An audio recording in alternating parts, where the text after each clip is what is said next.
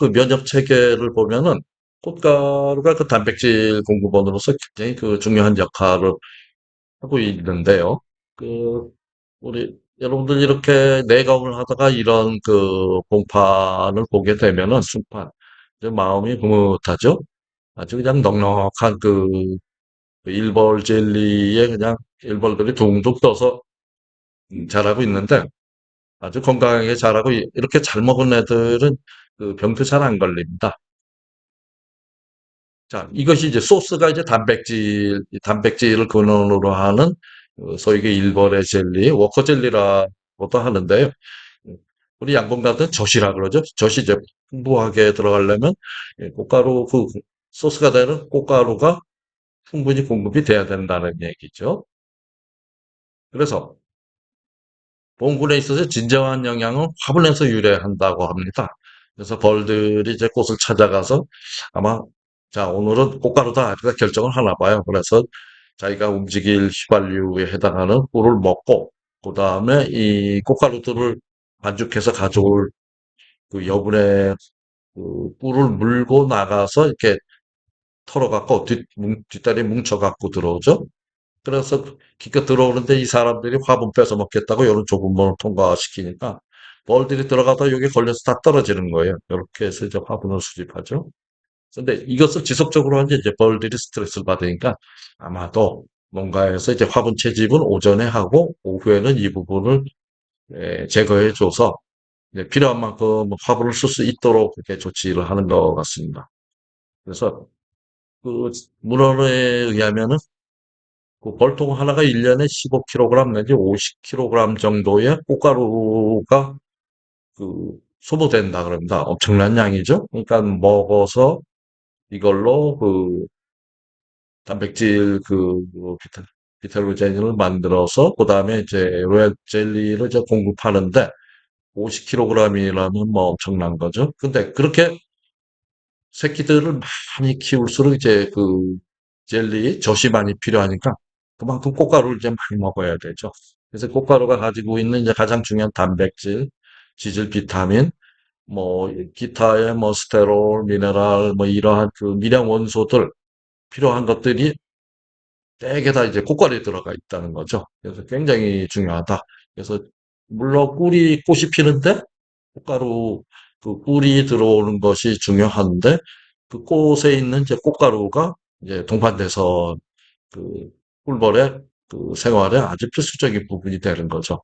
그래서 뒷다리에 수집해서 벌집으로 운반되면은 일반적으로 이제 그 그것들 특히 어린 유충들을 키우는 데 있어서 단백질이 굉장히 많이 필요하는 거죠. 그래서 벌들이 꽃가루를 막 들고 이제 입구로 들어간다. 그럼 보지 않아도 영벌이 열심히 산란을 해가지고 새끼들을 열심히 키우는 그런 건강한 군일 가능성이 크다는 거죠.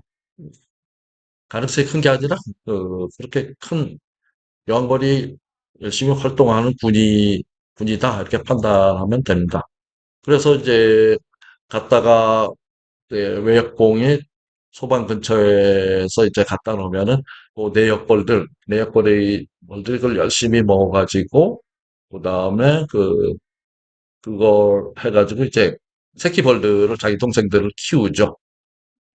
또 어떤 경우에 이제 그 꽃가루를 다져낸 다음에 꿀로 이렇게 덮어가지고 이 저장 화분으로 사용하기도 합니다. 그래서 이런 녀석들은 이제 봄에 꽃가루가 없을 때 그 김장한 김치, 배추를 먹듯이 그거를 꺼내서 먹기도 합니다. 그런데 이런 꽃가루를 바로바로 그 새끼들을 먹이거나 여왕벌한테 먹이거나 그러지는 않고요. 일벌들이 태어나서 초기에 한 일주일 내에 한 닷새쯤이나 될까요?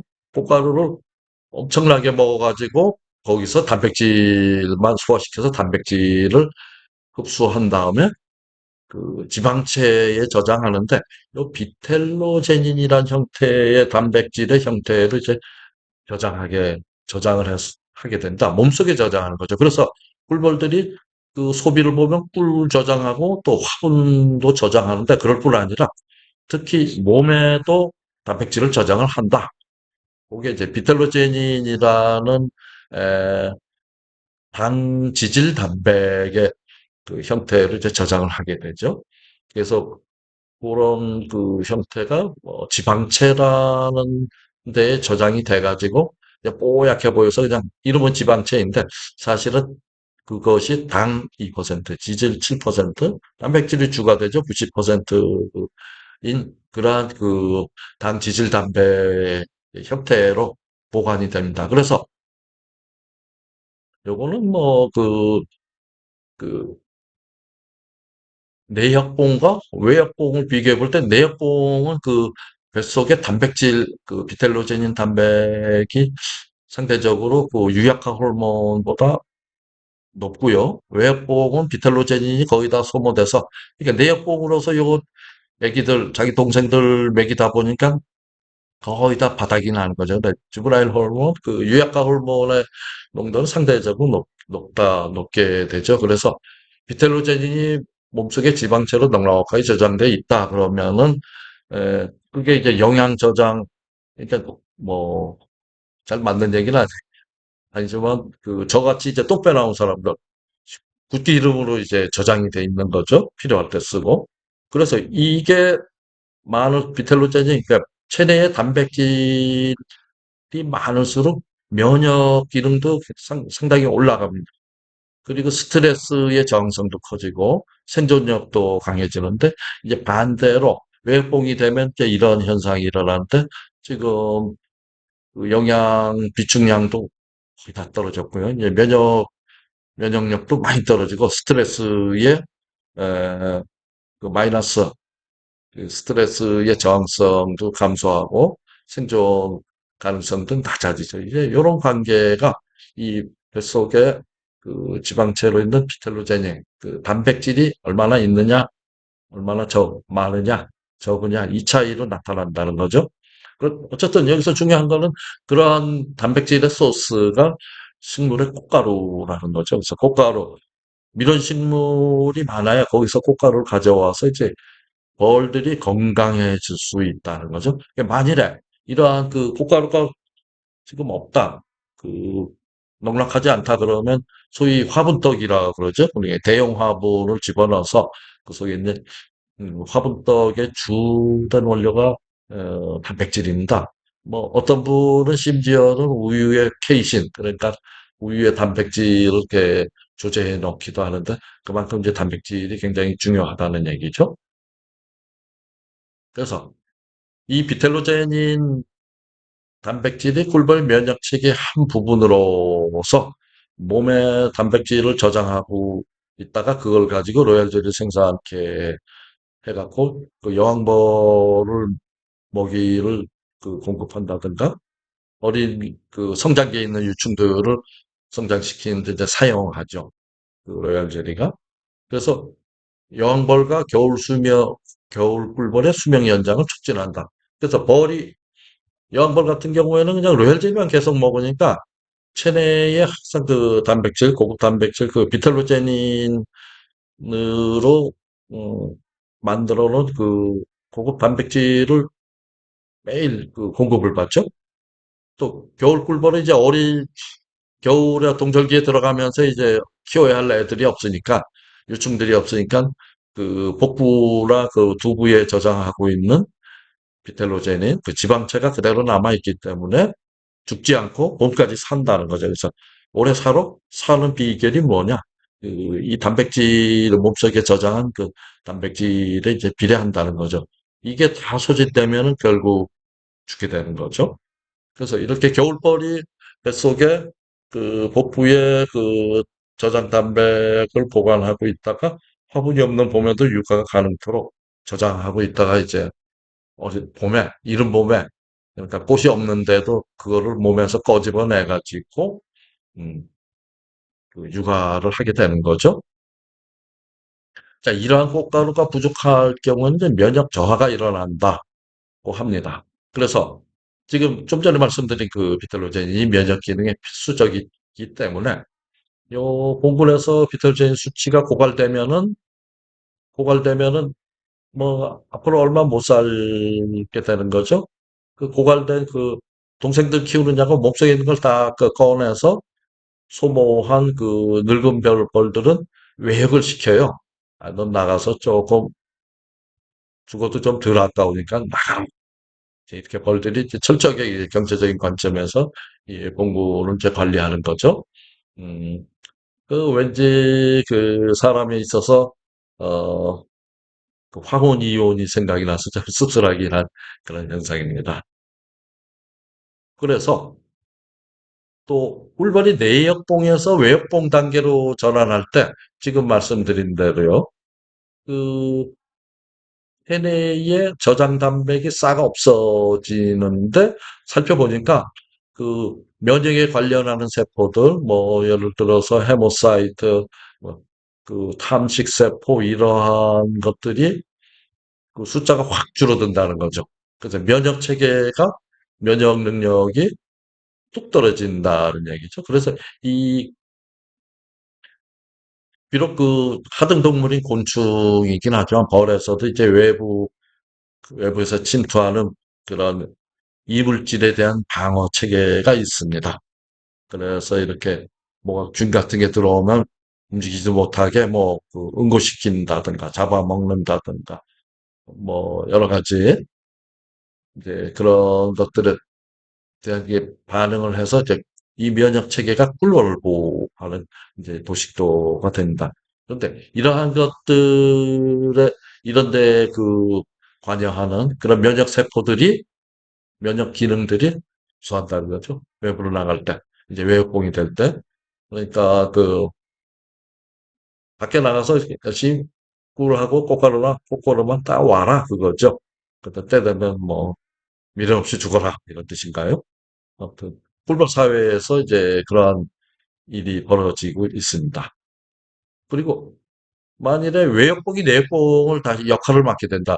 예를 들어서 분봉 나가서 아무것도 없는 상태에서 집도 짓고 다시 산란하게 되면 이제 그것들한테 그 로얄 젤리도 먹이고 이래야 되는데요. 주로 이제 바깥 그 분봉 나가는 녀석들이 주로 외역봉이 되겠죠. 그러면 이런 외역봉들이 내역봉의 역할을 맡게 되면서 꽃가루를 많이 먹어서 단백질 비축량을 늘리면 면역 수준도 다시 그 가역적으로 내역봉의 그 상태를 이제 다시 환원이 된다는 거죠. 그런 현상도 일어납니다. 그래서 또 저장 단백이 충분해야 그 겨울 내내 죽지 않고 오래 살아가지고 그다음 봄에 이제 동생도 새로 나면은 그 체내 저장 단백으로 이제 동생들을 키워야죠. 그래서 다 키워서 그놈들이 태어날 때 그때에 이제 역할을 다 했다 하고 이제 수명이 다하게 됩니다. 그래서 벌 숫자 갑자기 확 줄죠. 그런 걸 이제 우리 양봉들은 이제 흰감 현상이라 그러는데 그 동생들이 나오는 걸 보고 죽어야 되는데 그 전에 이게 다 소진돼 가지고 낙봉이 된다 그러면은 그 봉구는 이제 희망이 없어지는 거죠. 그래서 저장 단백이 충분히 무난히 월동을 한다. 그래서 음, 월동하기 전에 충분한 이제 인위적으로 꽃가루를 이제 먹여야 되는 거죠. 일반적으로 이제 그 응애 같은 것들이 이 이런 그 내역봉들이 이제 태어나려 그러는데 응애가 그, 그 몸에 그 지방체를 빨아먹는다든가 또 성체에서도 뭐 지방체를 이제 쪽쪽 빨아먹는다든가 그러면 얘들이 긴 겨울 적응하는데 굉장히 큰 장애물이 됩니다. 그래서 그 응애를 컨트롤해야 되는 퇴치를 해야 되는 이유가 바로 이런 것들이죠. 그래서 요거는 이제 외역벌을 찍은 것이고요. 요건 내역벌 겨울 소위 그 사용 뱃속에 체내 담배를 사용하지 않는 비틀로제니 지방체에 그대로 남아있는 소위 이제 겨울벌의 사진인데 이제 다 소진됐죠 얘는. 그래서 조금 있으면 죽습니다. 그러니까 야 너 죽을 놈 나가서 좀 위험한 일 좀 해라. 물 좀 따오고 밖에 뭐 참새도 있고 천적도 많지만 나가라. 그런 얘기죠. 얘는 이제 이 지방체가 남아있는 동안 이제 겨울 내내 살다가 이제 동생들을 이제 양육하고 그다음에 이제 복하게 되는 거죠. 이런 그 체내 저장 단백의 차이가 보입니다.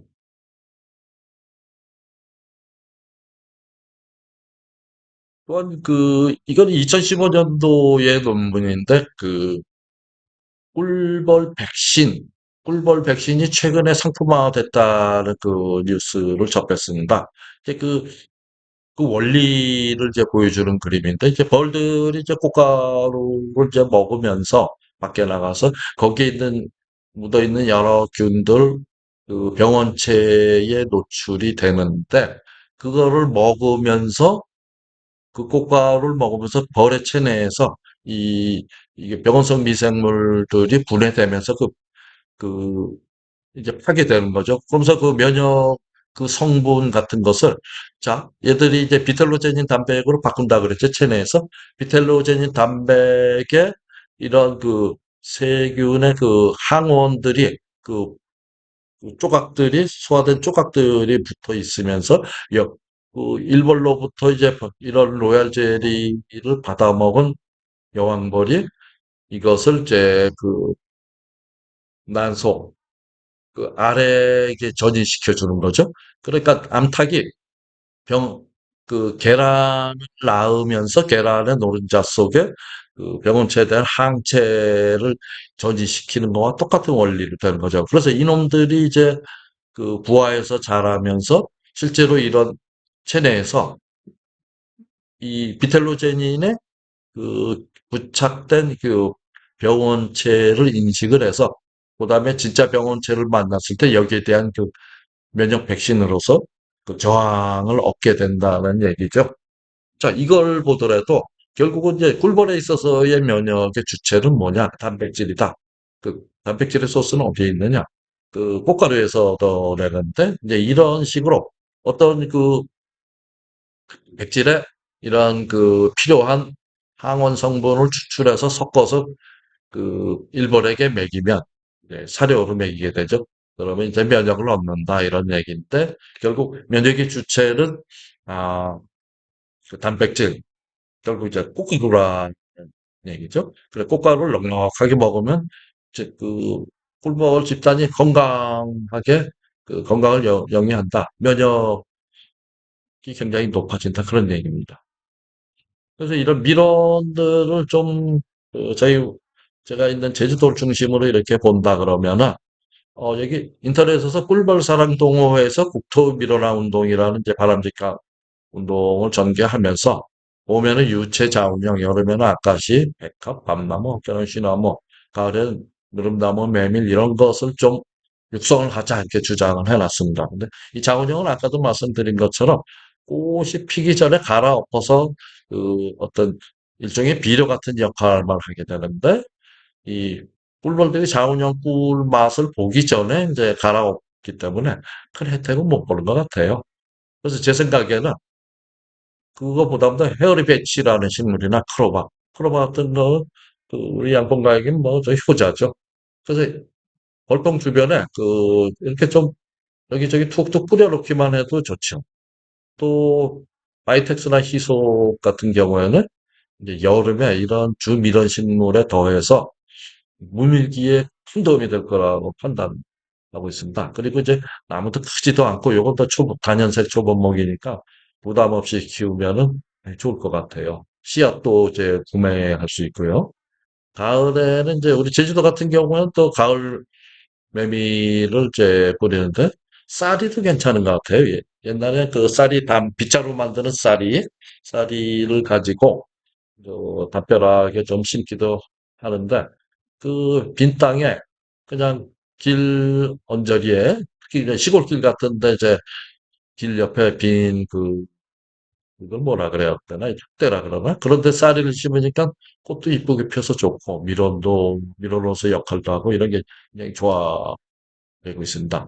그래서 꼭 이제 밀원 식물에 있어서의 특히 강조하고 싶은 부분은 개화 상태가 이제 무밀기가 되지 않도록 고기간에 그, 개화하는 밀원 식물을 육성하는 것이 이게 좀 상당히 바람직하고요. 만일에 그런 것들이 꾸준히 화분이 들어온다면은 굳이 뭐 대형 화분을 공급하지 않아도 상당히 봉군의 건강 유지에는 굉장히 좋을 것 같습니다.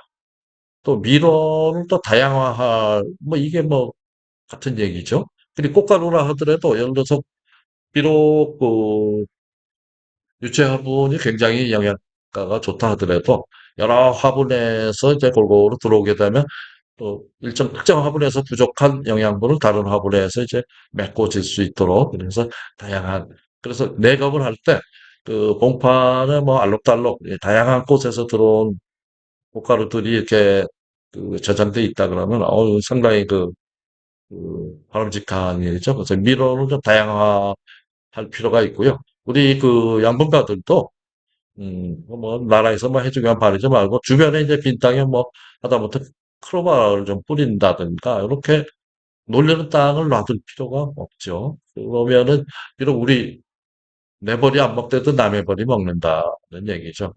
서로 서로 이렇게 미로를 식재한다 그러면은 네, 전반적으로 양보 우리 전체적으로 우리가 키우고 있는 꿀벌들이 다 혜택을 결국 보게 되는 거죠.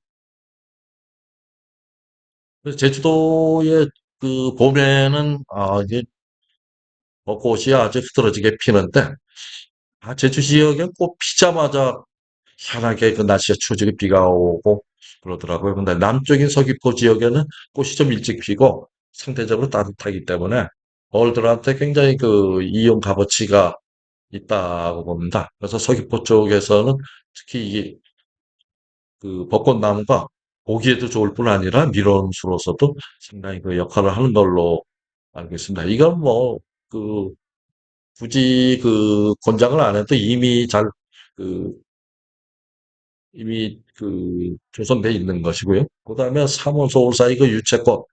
유채가 이제 꽃이 덩어리로 져 있는데 그냥 온 벌판에 유채꽃으로 덮이니까 벌들이 뭐라 그러나? 난리 났다 그러나요?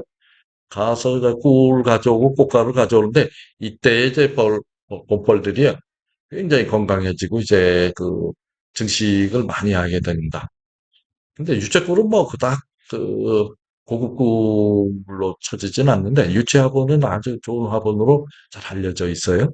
그래서 이렇게 길거리 뭐 하천 부지나 뭐 근데 뭐 딱히 마땅하게 뭐 할 것이 없는 빈 땅에 이게 파종하면 좋죠. 보기도 좋고 벌들한테도 좋고 그렇습니다. 아시아꽃은 뭐 설명 안 해도 국내에서 최고의 밀원이죠. 양분홍과 소득의 한 70%를 차지하고 이 아카시아 꿀이 맑으면서도 향이 좋아서 우리나라 아카시 꽃은 아카시아가 아니라 아카시죠. 그 굉장히 고품질로 인정이 되고 있습니다. 이 제주도에도 옛날에는 많았었는데 아마 어쨌든 좀 구박을 받아가지고 지금은 별로 없는데 그렇다 하더라도 이제 아카시아 꽃 너무 과시하지 말고 좀 이렇게 유유지 같은데 밀원으로서 권장하면 이제 권장할 만하다. 또 잘만 관리하면은 목재도 제법 단단하고 쓸만하다 그러는데 그 부분까지 모르겠으나 꿀은 밀원식물로는 최고입니다. 그래서 이런 걸 좀 심으면 좋겠다는 거죠.